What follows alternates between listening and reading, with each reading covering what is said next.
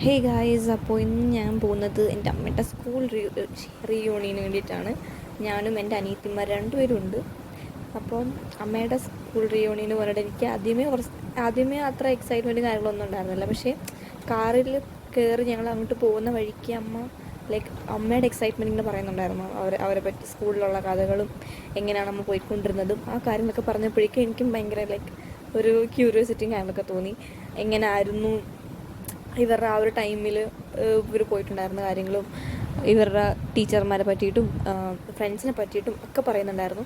അപ്പോൾ അത് കേട്ടപ്പോൾ എനിക്കും കുറച്ചും കൂടെ അവരെയൊക്കെ ഒന്ന് പോയി നേരിട്ട് കാണണം എന്നെനിക്ക് തോന്നിയിട്ടുണ്ടായിരുന്നു. ആദ്യമേ എനിക്ക് ഒരു എക്സൈറ്റ്മെൻറ്റും ഉണ്ടാവാണ്ടിരുന്നായിരുന്നു. പക്ഷേ അമ്മ ഇങ്ങനെ പറഞ്ഞപ്പോഴേക്കും എനിക്കും അവരെയൊക്കെ കാണാനായിട്ട് എനിക്കൊരു തോന്നി.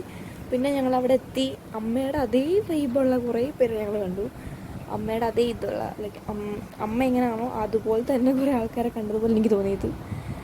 പിന്നെ കുറച്ച് നേരം കഴിഞ്ഞപ്പോഴേക്കും ബാക്കി ആൾക്കാരും കൂടെ എത്തിയിട്ടുണ്ടായിരുന്നു. 2 മണിക്ക് കണ്ടായിരുന്നു പ്രോഗ്രാം തുടങ്ങിയിട്ടുണ്ടായിരുന്നത്. ഗേൾസ് മാത്രമേ ഉണ്ടായിരുന്നുള്ളൂ. എന്നിട്ട് ഈ കേക്കും കാര്യങ്ങളൊക്കെ കട്ട് ചെയ്തിട്ടുള്ള കേക്കാണ്. പക്ഷേ ഞങ്ങൾ ഫോട്ടോയ്ക്ക് വേണ്ടി മാത്രം അതൊക്കെ വെച്ചേക്കാണ്. അങ്ങനെ കേക്കും കാര്യങ്ങളൊക്കെ കട്ട് ചെയ്തിട്ട് അവിടെ ബാക്കിയുള്ളവരുടെയും കുട്ടികളൊക്കെ കൊണ്ടുവന്നിട്ടുണ്ടായിരുന്നു. അപ്പോൾ മിക്കവരും പിള്ളേരൊക്കെ ആയിട്ടാണ് വന്നിട്ടുണ്ടായിരുന്നത്. അവർക്ക് സത്യം പറഞ്ഞാൽ അധികം സംസാരിക്കാൻ പറ്റിയിട്ടുണ്ടായിരുന്നില്ല, പിള്ളേരുടെ പുറകെ ആയതുകൊണ്ട്. ഞാൻ പിന്നെ അമ്മയോട് പറഞ്ഞിട്ടുണ്ടായിരുന്നു, പിള്ളേരൊന്നും ഇല്ലാണ്ട് നിങ്ങൾ ഗേൾസും നിങ്ങൾ ഇത്രയും പേര് മാത്രമായിട്ടൊന്ന് പോകണമെന്ന് പറഞ്ഞിട്ടുണ്ടായിരുന്നു. എന്നാലേ നമുക്ക് കുറച്ചും കൂടെ ടൈം സ്പെൻഡ് ചെയ്യാനും ഒക്കെ പറ്റത്തുള്ളല്ലോ. പിന്നെ അവരവരുടെ ചൈൽഡ്ഹുഡ് ടൈമിലുള്ള എല്ലാ കാര്യങ്ങളും ടീനേജ് ടൈമിലുള്ളതും എല്ലാം പറയുന്നുണ്ടായിരുന്നു. അവർ 1 തൊട്ട് 10 വരെ പഠിച്ച ആൾക്കാരാണ് ഇത്രയും പേരും. അപ്പോൾ അവരുടെ കാര്യങ്ങളും അവരുടെ ആ ടൈമിലുണ്ടായിരുന്ന കാര്യങ്ങളും ഒക്കെ ഇങ്ങനെ ഷെയർ ചെയ്യുന്നുണ്ടായിരുന്നു. അപ്പോൾ എനിക്കും അത് കേട്ടപ്പോൾ കുറച്ച് ഇങ്ങനെയൊക്കെ ആയിരുന്നല്ലേ എന്നൊക്കെ ഇങ്ങനെ ആലോചിച്ചുകൊണ്ടിരിക്കുകയായിരുന്നു. അവരുടെ ആ ടൈമിലെ കാര്യങ്ങളും ഒക്കെ പറയുന്നുണ്ടായിരുന്നു. പിന്നെ കേക്കൊക്കെ കട്ടിപ്പിച്ചത് അവിടെ ഉണ്ടായിരുന്ന പിള്ളേരെ കൊണ്ട് തന്നെയായിരുന്നു. കുറേ കൊച്ചു പിള്ളേരുണ്ടായിരുന്നു. ഞാനാണെന്ന് തോന്നുന്നു എൻ്റെ ഇടയിൽ ഏറ്റവും വലുത്. ഞാനും പിന്നെ വേറെ കുട്ടിയുണ്ടായിരുന്നു. ഞങ്ങൾ രണ്ടുപേരായിരുന്നു അതിനകത്ത് ഏറ്റവും മൂത്തത്. എനിക്ക് സത്യം പറഞ്ഞാൽ ഇപ്പോൾ +2 ആവാനുള്ള പ്രായമുണ്ട്. എന്നാലും ഇരിക്കട്ടെ. പിന്നെ അവരുടെ ഇത്രയും പേരാണ് അമ്മയുടെ ആ ഒരു ബാച്ച് മേറ്റ്സ്. പിന്നെ കേക്കും കാര്യങ്ങളൊക്കെ വന്നിട്ടുണ്ടായിരുന്നു. കേക്കും കഴിച്ചു. അവർക്ക് ഭയങ്കര സന്തോഷം. അനിയത്തിമാർക്ക് ഒരാൾക്ക് കേക്ക് ഇഷ്ടം, ഒരാൾക്ക് ക്രീം ഇഷ്ടം.